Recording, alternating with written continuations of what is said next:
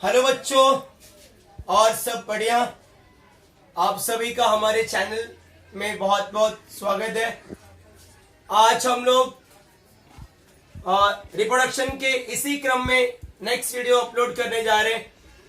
A sexual reproductions in multicellular organism, मतलब जो reproduction का जो टाइप है ए सेक्सुअल, उसमें मल्टी सेलुलर हम भी आते हैं, but we have to organism multicellular organism में आएंगे, बट हम लोग ए सेक्सुअल नहीं करते।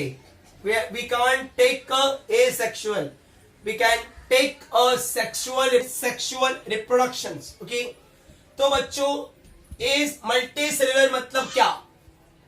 मल्टी सेलुलर मतलब मोर देन वन सेल, मतलब ऐसा कोई ऑर्गेनिज्म, ऐसा कोई सजीव जिसके पास एक से अधिक सेल है। They have more than one cell is known as multicellular organism, जिसे आप पर हम हिंदी में कहते हैं बहुकोशिकी सजीव। वह सजीव जिसके पास एक से अधिक कोशिका पाई जाती है। ठीक है, तो हमें यह देखना है कि यह बहुकोशिकी किस तरह से अलैंगिक प्रजनन करता है। और मैंने पहले ही कहा, जो ए सेक्सुअल है बहुत जल्दी होता है मुकाबला सेक्सुअल रिप्रोडक्शन का। इज अ मल्टीप्लिकेशन ग्रोथ, ये उसका बहुत तीव्र गति से बढ़ोतरी होता है। ठीक है, तो बच्चों पहला टॉपिक है हमारा फ्रैगमेंटेशन। फ्रैगमेंटेशन का मतलब हिंदी में होता है खंडीपवन। मतलब खंडी मतलब छोटा छोटा टुकड़ा, मतलब उसको छोटे छोटे पार्ट में बांटना, और बांटने के बाद टुकड़ा करने के बाद वो जो है दोबारा से वो टुकड़ा नया टुकड़ा बनेगा। मतलब ये बहुत फास्ट और बहुत रैपिड होगा। तो बच्चों parents body breaks up into many fragment, मतलब इसमें जो ये मान के चलो हमारा पेरेंट बॉडी है, ये बहुत सारे छोटे छोटे पार्ट में टूटेगा, विभाजित होगा, ये होगा, फिर ये पेरेंट बनेगा। ये तो 2 से 4, 4 से 8, 8 से 16, मतलब ये उसका दुगना होता चला जाएगा। मतलब आपको इधर ये समझना है कि जो पेरेंट बॉडी है वो छोटे छोटे पार्ट में डिवाइड होता है, जिसे हम और आप लोग क्या कहते हैं? फ्रैगमेंटेशन। क्या कहते हैं? फ्रैगमेंटेशन। ओके, नेक्स्ट है रीजनरेशन। रीजनरेशन का मतलब आपने एक मूवी देखा होगा करण अर्जुन, जिसमें क्या होता है, वो दोनों हीरो वापस आते हैं, बट हमें इधर करण अर्जुन से कुछ मतलब नहीं, उसके कॉन्सेप्ट को ध्यान देना है। वो चीज, वो दोनों हीरो वापस बैकअप होते, वापस वो जनरेट होते हैं। वो कहते हैं ना कि कुदरत का देन है। तो वैसे ही यहां पर कुछ ऐसे मल्टी सेलुलर हैं कि जिनको अगर वो वापस अपने आप को रीजनरेट कर सकते हैं। जैसे अगर आपने अपनी बाल काटी या नाखून काटा, देखो फिर वापस आता है, ये नेचुरली फिनोमेना है। तो वही फिनोमेना इधर भी है, रीजनरेशन, मतलब discard part of body is regenerate after period of time. मतलब आपके शरीर से या आपके शरीर से कोई अंग चला गया है, कट गया है, तो वह अंग वापस आ जाता है, जुड़ जाता है, जिसे हम और आप लोग क्या कहते हैं? रीजनरेशन।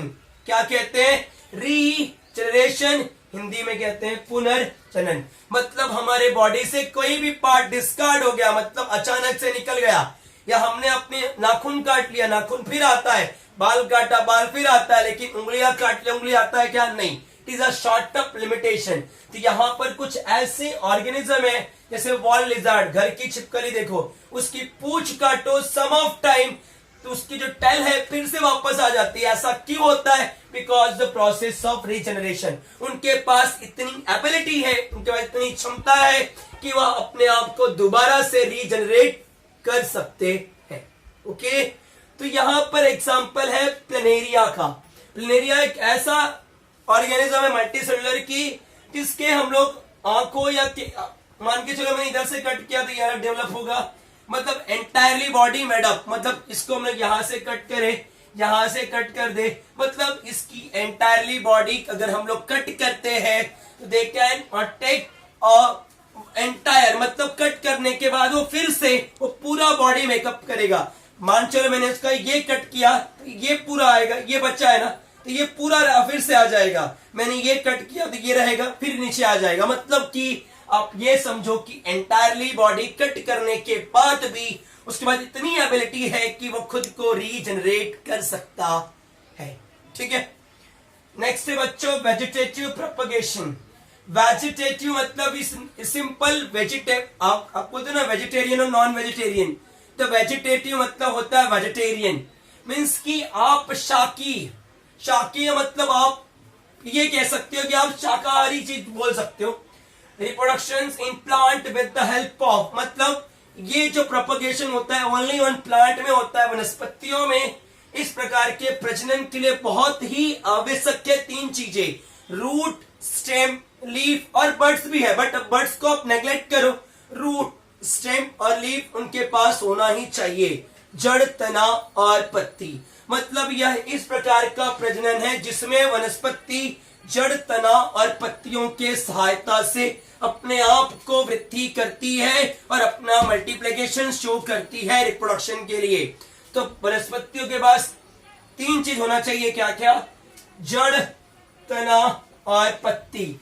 जड़ से क्या होता है, शकरकंद स्वीट पोटैटो, स्टेम से क्या होता है, आलू मीन्स पोटैटो, और लीफ का एग्जांपल दिया है ब्रायोफिलम।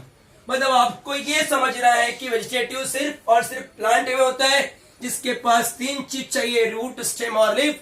रूट का एग्जांपल स्वीट पोटैटो, स्टेम का पोटैटो और लीफ का ब्रायोफिलम, मतलब जड़ का आएगा शकरकंद, तना का आलू और पत्ती का आएगा ब्रायोफिलम। नेक्स्ट है स्पोर फॉर्मेशन। स्पोर फॉर्मेशन आप सिंपली कह सकते हो कि एक नॉर्मली कहा जा सकता है कि अगर आपने कोई ब्रेड लिया, उस ब्रेड को आप खाली पानी में डुबो कर 3-4 दिन बाद तो ऑब्जर्व करो, आप देखोगे उसके ऊपर व्हाइट एक फंगाई डेवलप होगा, कवक डेवलप होगा, जिसको हम लोग कहते हैं म्यूकर। क्या कहते हैं, म्यूकर।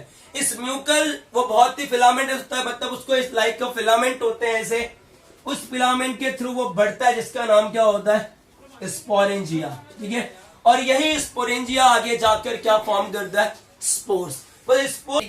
एंड जो लास्ट इज बडिंग, ये हाइड्रा है। एग्जांपल आपको लास्ट टाइम बताया था, मतलब वो प्लांट जो बढ़ेगा बड के हेल्प से, बड मतलब होता है मुकुल के थ्रू से बढ़ेगा। मान के चलो ये आपका हाइड्रा का प्लांट है, ये हाइड्रा का बड है, तो ये हाइड्रा का बड फिर टूट जाएगा, मतलब और दूसरे हाइड्रा को डेवलप करेगा। मतलब the grow up of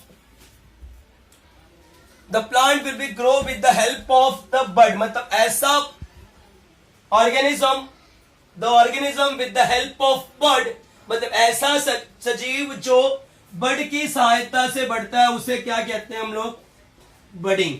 budding का नॉर्मल एग्जांपल यूनी में है ईस्ट और मल्टी में है हाइड्रा। तो आई होप आपको ये पूरा कॉन्सेप्ट समझा होगा, multi cellular organism with the help of asexual reproduction. Thank you.